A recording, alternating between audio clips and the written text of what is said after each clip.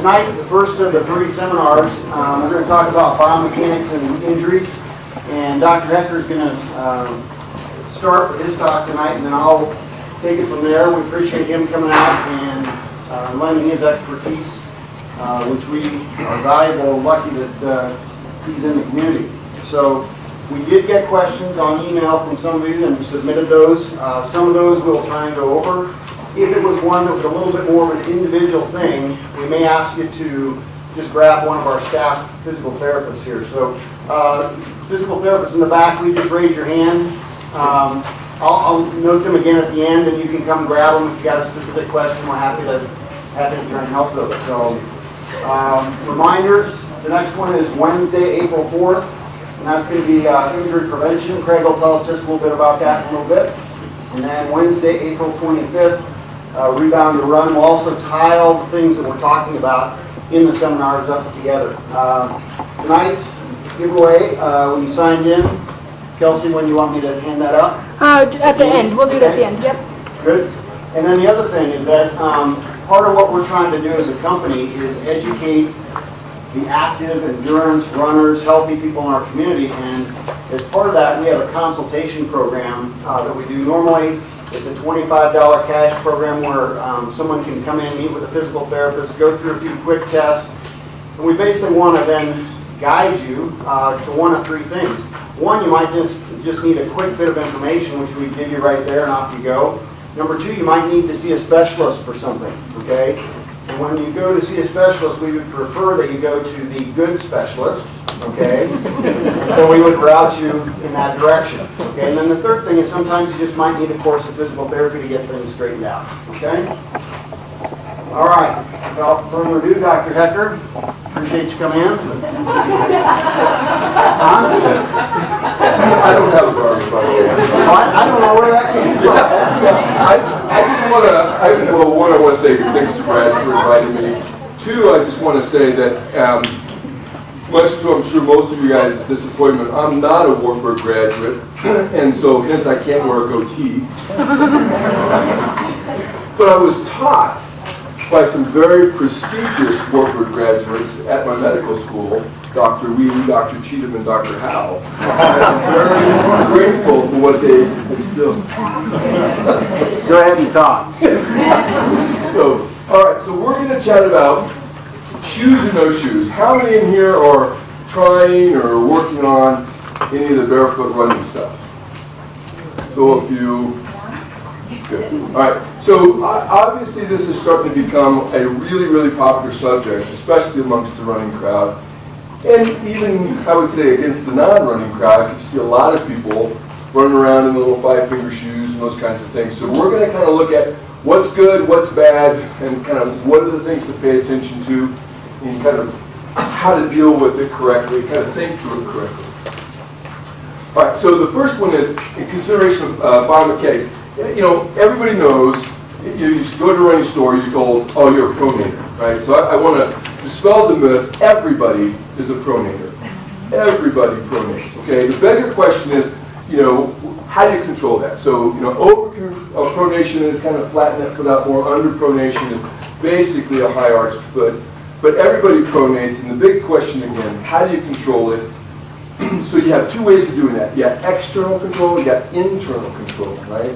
Internal control is your muscles, and that's kind of the Rebound folks' job is working on that muscular function, gaining back control of the extremities, and then the other side of it is the external control, which is the stuff that we're kind of more used to, right? You get all the motion control shoes, the orthotics, whether they're the custom orthotics, whether they're the over-the-counter orthotics to control that motion control, that pronation. So the question is, which is best? Should we control motion with shoes or without shoes? And that has been a huge debate, and it's gotten bigger and bigger and bigger because of some good research that's been going on over the last probably 7-8 years. All right, so shoes. We're going to talk about kind of the good and the bad. Motion control shoe is not as good as we think. Several studies, especially within the last couple of years, have kind of proven the idea that we're really going the wrong direction when we're wearing a motion control shoe. It's way too rigid.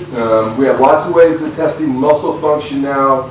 We find that those motion control shoes lock up the foot. inhibit hip musculature, and then over time can really start to create some abnormal control and injury risk. And that's what we see. Hip musculature inhibition, we get an increased risk of injury because if the hip muscles aren't there to stabilize you, you're going to overdo something. And then the question is, what do we do for a running shoe then? Well, you should be in a neutral or less. My philosophy, honestly, is there's nobody in this room who needs to be in a stability or motion control shoe. It just shouldn't happen. If your hip musculature is doing what it's supposed to do, then the shoe you need to be in is a neutral running shoe, period. You know, and then you can fiddle little simple inserts or things like that. But then that brings in the idea, okay, well, neutral shoes are less, and so what does less mean? So that's moving to that idea of shoes. Do we really need shoes, all right? So the idea of going to no shoes is it's not really for everyone. You know, there's lots of people who can do lots of things, but there's a lot of people who just can't. And so for everybody to be trying, or the idea that everybody has to go there is not necessarily true. It does improve muscular control, because as you get more movement through the foot, something has to control that movement, and if the shoe isn't doing it, it's your muscles. You'll increase the strength of those intrinsic muscles, because now there's nothing in essence splinting them, but we do have some issues with deformities and things that are kind of built into all of us. All right, so the no shoes. Here's the idea, the concept behind what a no shoe means. The first one is no arch support. So we want that long arch, you see right here, we want that long medial arch to flatten out. It's your spring, it's your shock absorber. So when you're running, when you're walking, that should be taking force. The second component of that is we want the heel to be flat. You want to put that Achilles tendon under a stretch. That's the spring, that's what rebounds your back, okay? The third component is you don't want that arch locked up. You want it to be able to roll over, because you dissipate force and you dissipate stress by allowing the foot to roll, especially inward, pronation, ooh, bad word.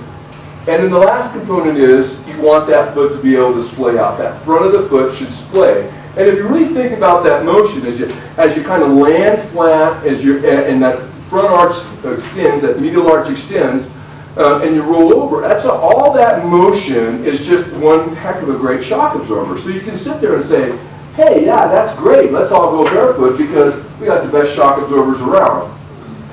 But that obviously is rife with some issues. So some other positive things is you really do kind of go, when you're going into barefoot running, you know, barefoot, kind of true barefooters are forefoot or midfoot strikers, okay? So they're not really striking through the heel. So hence, we see a dramatic reduction of force to the heel when you run. So you kind of load the spring, so to speak. As you land, that heel drops down. You're getting flexion of the ankle, but you're not contacting the ground. But you load the key spring mechanisms, your Achilles tendon and your plantar fascia. And it's a dramatic shock absorber, not just to the foot, but also to the lower extremity.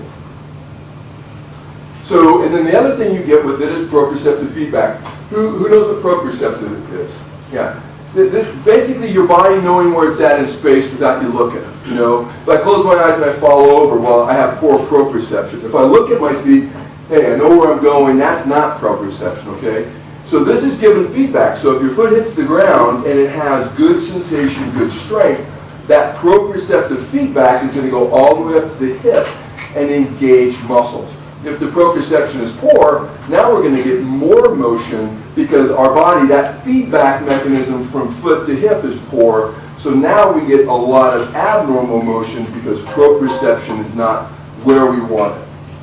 So barefoot running increases that sensory feedback, stores energy in the calf muscles. We talked about that with the spring. And it engages the spring of both the Achilles in the back and then the plantar fascia underneath. All right. So the big issue is perfect feet. Who in here feels they have perfect feet?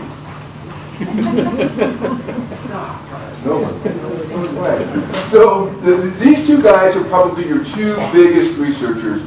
I always get his name, Kutzazella. He's an MD out of the East Coast, and the other guy is a biologist out of Harvard.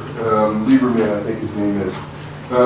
Those guys are really the big research on the barefoot movement side. Well, you know, I love Kuzella's quote. throw away your shoes, throw away your shoes for good? Sure, if you have perfect mechanics and you've been living barefoot all your life, you know, but it's not the majority of runners. Most runners absolutely need to use shoes when they run. And then, more importantly, Lieberman's research shows, hey, you know what? Shod runners, when they try to go barefoot, guess what? You still heel contact.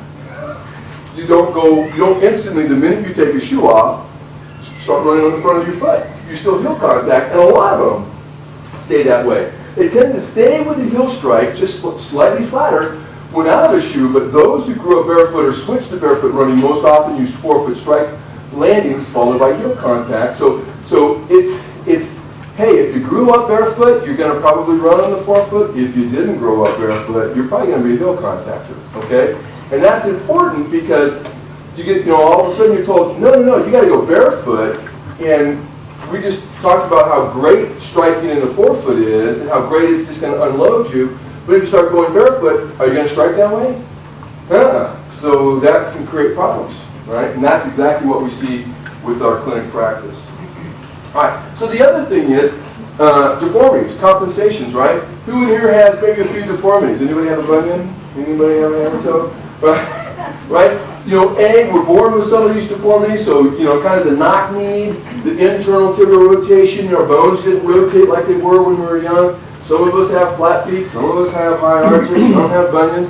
Hey, those inherent deformities also prohibit you from being able to be the barefoot person you want to be because, hey, guess what? Joints aren't doing what they're supposed to do. They're going places where we don't think they should be, and then you start to abnormally load those. So it creates another issue for us on the idea of going barefoot. And so then also, who grew up wearing these? Who grew up wearing shoes? Look at that, everybody. It's incredible. Yeah, all of us got stuffed in shoes when we were kids, right? And there's very few people that actually grew up barefoot. So how does the foot develop then? How does it develop? It develops what? It develops a shod walker, right? There's a big difference between someone who walks in a shoe and someone who doesn't walk in a shoe. And that's exactly what those two researchers were saying. Hey, if you never grew up, if you grew up barefoot, you don't heel contact because you learned as a little kid, ow, that hurts, get off the foot, right? Land forefoot. So you've just been doing that all of your life. But the rest of us, get thudding down the hallway, striking hard with the heel, right? We're all heel strikers. And so that's what shoes do for us. They encourage us to be heel strikers. We all wear really nice shoes, like Brad loves these. Support my stuff. So he shaves his legs too, so I think that really adds to the look. Remember, I'm talking seven. That's why I got to get a few in. Who knows what's in behind the next slide. So, again, they're good-looking shoes for a lot of these, but are they the best for our foot? No, but we put them on, don't we? And so that creates the deformities, binds the foot, and that's what most people don't realize. We are truly binding our foot with the shoe, right? Go back to that unshod idea. Hey, we want that arch to extend. We want that heel to be flat. Which one of these has a flat heel? Even the flat doesn't have a flat heel. We want that forefoot to spread out. Which of these shoes really lets the forefoot spread out? Well, maybe the boot, but beyond that, that's it, right?